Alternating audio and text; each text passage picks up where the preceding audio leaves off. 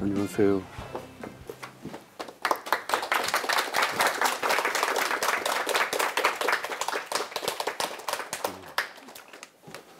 네, 제가 김훈입니다. 저는 집에 숨어서 글 쓰는 사람인데 여러분들 앞에서 말하려고 그러니까 좀 무서운 생각이 드는군요. 어제 준비를 많이 해왔는데 잘 할 수 있을지 모르겠습니다. 이 동해안에 오면은 시간이 여기서 이렇게 새로운 시간이 올라온 느낌이 들어서 속초에 오면 늘 기분이 좋습니다. 오늘 날씨가 좋아서 더 좋군요. 여러분들은 아주 좋은 고장에서 사시는 겁니다. 부럽습니다. 부럽습니다. 오늘은 김훈 작가님 책이 아닌 일단 속초의 시인이신 이성선 시인님에 대한 이야기부터 시작하려고 해요. 네, 김훈 작가님께서 특별히 추천을 해주신 그런 시인님이셔서 이성선 시인은 네. 그 고성에서 태어나가지고 속초에서 사시다가 60살 무렵에 돌아가신 시인입니다. 저보다 나이가 많으신 분이었죠.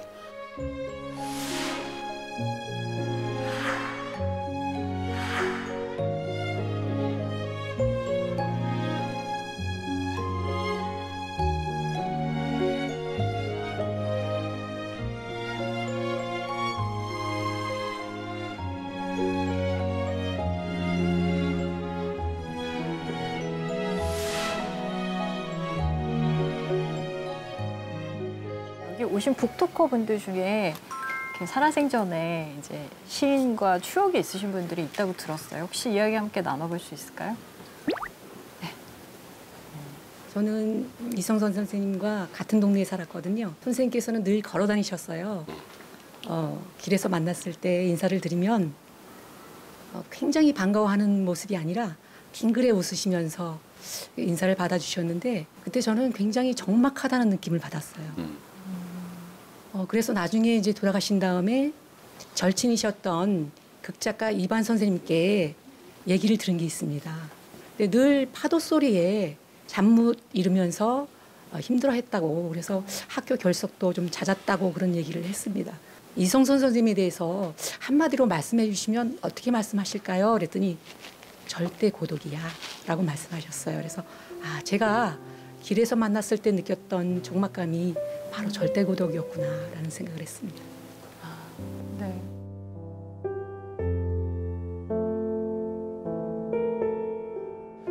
이 많은 시집 중에서 내가 좋아하는 시를 몇 개 골라왔어요. 그걸 한번 읽어드리겠습니다. 아름다운 서정시로 쓰셨어요. 청초호라는 시가 있어요. 청초호. 이건 읽어드리겠습니다.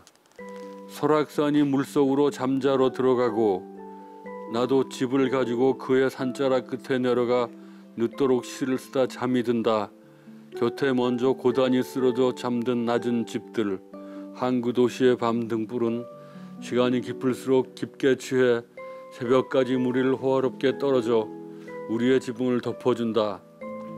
먼 하늘나라에서도 보이는 작고 일그러진 우리 마을 가난한 꿈의 지붕을 비단보다 더 눈부시게 덮어주는 저녁 등불 이불.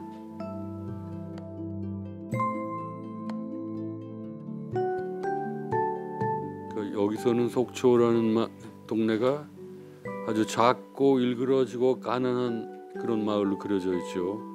호수와 하늘이 이렇게 이불처럼 우리 마을을 덮어주고 있구나.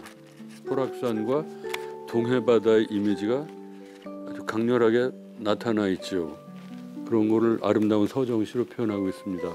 네, 여러분 고장에서 아주 일생을 마친 훌륭한 서정 시인이죠. 젊었을 때 좋아했던 시인입니다.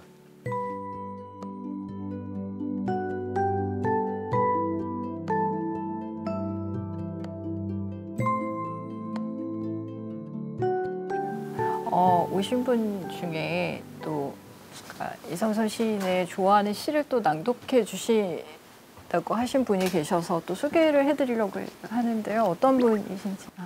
교수님의 생은 이제 별에 대한 시를 많이 쓰셨고요. 지금은 분명히 별이 되어 계실 거라고 제가 믿고 있습니다. 선생님의 생은 그 별을 보며라는 시를 아시겠지만 그거에서 한치도 벗어남이 없이 사셨다고 저는 생각하거든요. 그래서 그 시를 제가 한번 낭독해 드리겠습니다. 네. 별을 보며 이성선 내 너무 별을 쳐다보아 별들이 더럽혀지지 않았을까. 내 너무 하늘을 쳐다보아 하늘이 더럽혀지지 않았을까. 별아 어찌하랴. 이 세상 무엇을 쳐다보리. 흔들리며 흔들리며 걸어가는 거리.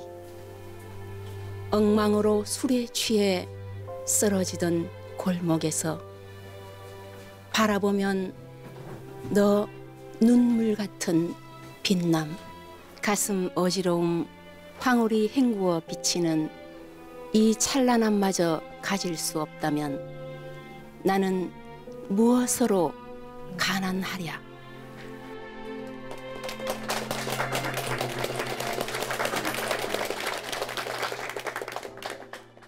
정말 이제 본격적으로 우리 김은 선생님에 대한 이야기를 나눠보려고 하는데요. 아마 김은 선생님 좋아하셔서 다 이렇게 모이셨을 거예요. 선생님께 이렇게 궁금했던 거 평소에 뭐 책 읽고 나서 뭐 들었던 의문점이라던가 뭐 개인적으로 궁금했던 부분이라던가 있으시면 가감없이 이렇게 물어봐 주시면 선생님 아마 잘 답변을 해주실 것 같아요. 한 분씩 한번. 네. 저 뒤에. 응. 연필로 쓰기. 이 책에 보면은 그 전쟁 이야기가 네. 좀 많이 나옵니다. 그래서 이 분단에 대한 이야기들도 있고 이런 이산가족 문제라든지 좀 이게 얽히고 설키는 이 문제가 좀 어떻게 좀 될 거라고 좀 생각하시는지 좀 어려운 질문이지만 한번 그렇죠. 해봅니다. 청와대에다 물어보셔. 내가 숨어서 글 쓰는 사람이 그런 어려운 걸 어떻게 알겠습니까? 근데 이산가족 문제는 역시 제 생각에는 정치 경제 문제와 분리를 해가지고 그만 따로 해결해 나가야 될 것 같아요. 가족 면회할 때 보면 막 붙들고 울고 그러잖아요. 그럼 또 끝나면 또 서로 헤어지고. 야, 이게 야만적인 세월이 도대체 있나 싶어요. 그 사람들을 이렇게 그냥 또 띄워버리잖아요. 그 작별상봉이라 그러대. 마지막 날 만나는 거. 작별상봉이라는 말도 이상하거니와. 그러니까 그런 문제를 정치 경제와 분리시켜서 생각을 해야 되겠다는 생각을 하고 있어요. 저는 어떤 뭐 그런 문제 대안을 말할 수는 없습니다. 또 질문 있으신 분 있으실까요? 이제 그 관중들한테 혹시 추천하고 싶은 책이 혹시 있으신가요? 나는 책을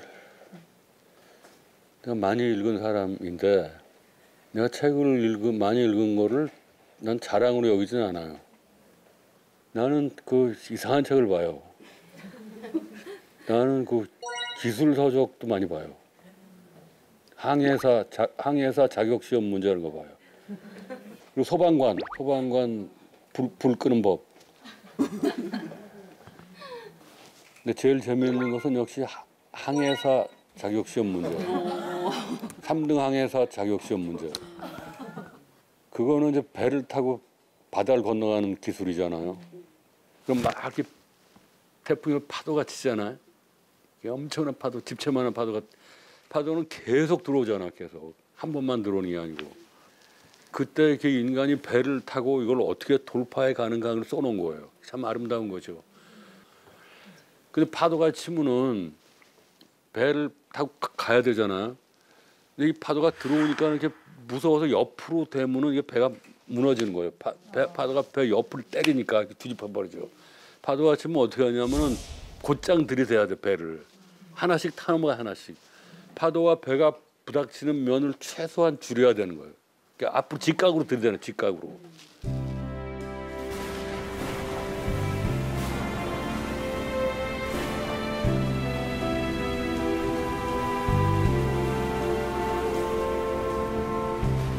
고층 건물에 불이 나잖아요.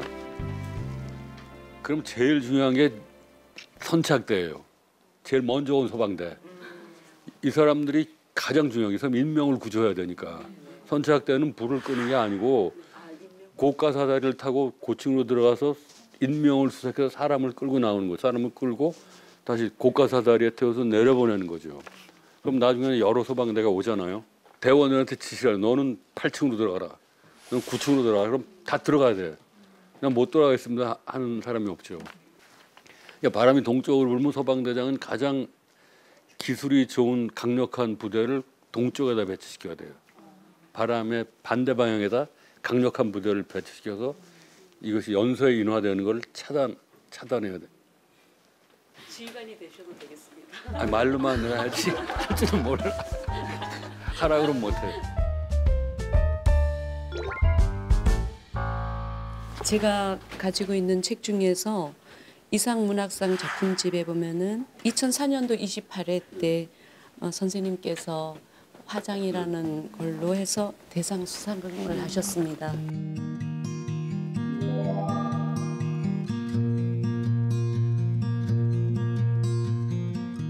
저를 탁 잡은 문장 한 부분이 있었어요. 그래서 그 문장이 어떻게 만들어졌는지 너무 궁금해서 갑자기 질문을 하게 됐습니다. 잠깐 그 문장을 네. 한번 읽어보겠습니다. 당신의 이름은 추은주. 제가 당신의 이름으로 당신을 부를 때 당신은 당신의 이름으로 불린 그 사람인지요.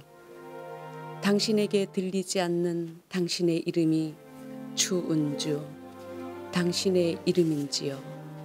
네, 이 문장이 곳곳에 이제 처음과 끝, 중간 곳곳에 반복돼서 나오거든요.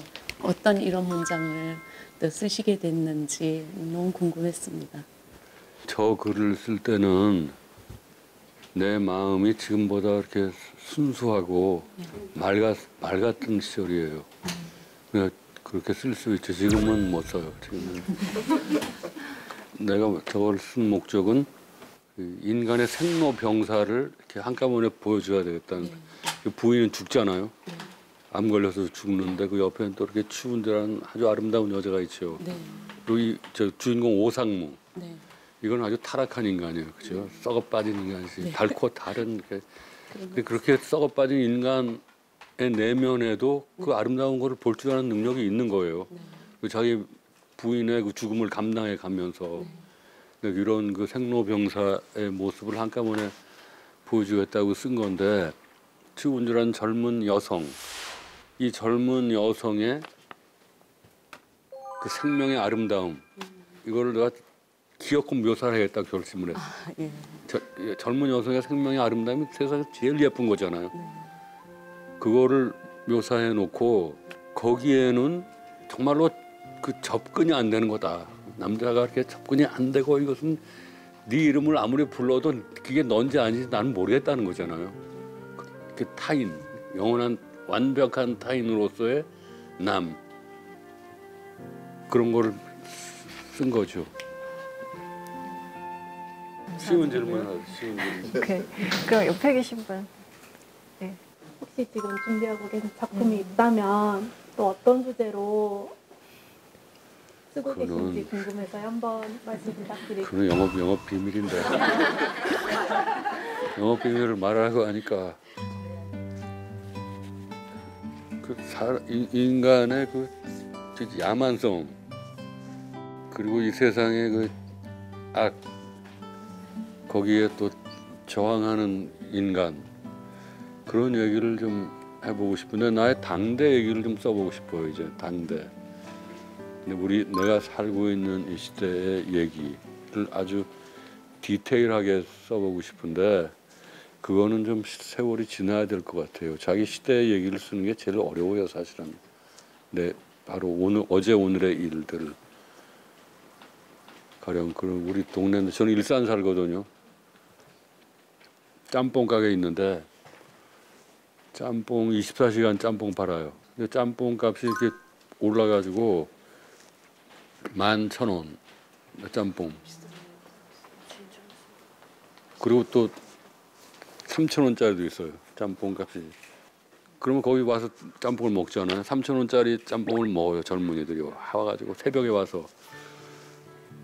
그 어떤 젊은이들이냐면 편의점 알바 끝나서 집에 가는 사람들. 알바 들어가려고 또 출근하는 사람들, 뭐 밤새 대기한 경찰들 집에 갈 때. 근데 그게 이제 우리가 말하는 시장의 질서라는 거예요. 시장의 합리성. 그러니까 돈이 있으면 11,000원짜리를 먹고 돈이 없으면 3,000원짜리 먹어요. 난 우리 동네 짬뽕 값에 이 시대의 문제의 가장 핵심적인 부분이 들어있다고 생각하는 사람이에요.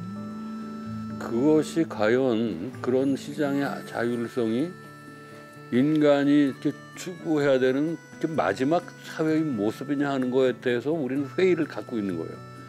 근데 그걸 어떻게 해야 될지는 난 모르겠어요. 이것은 사소한 문제가 아니죠.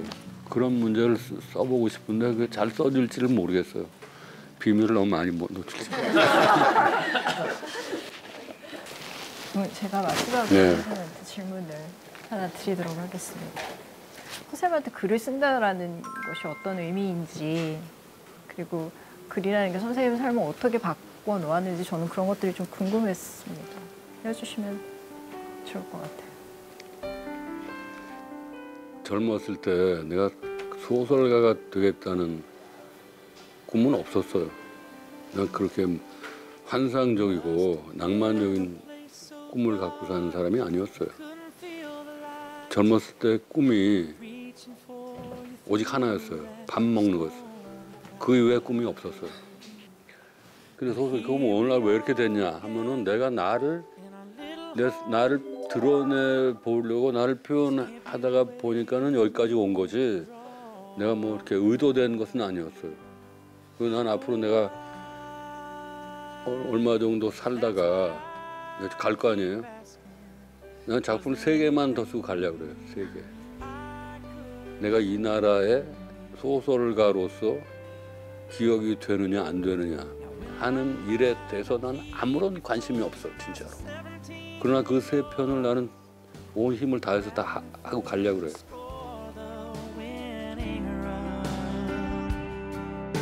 You always played with passion, no matter what the game.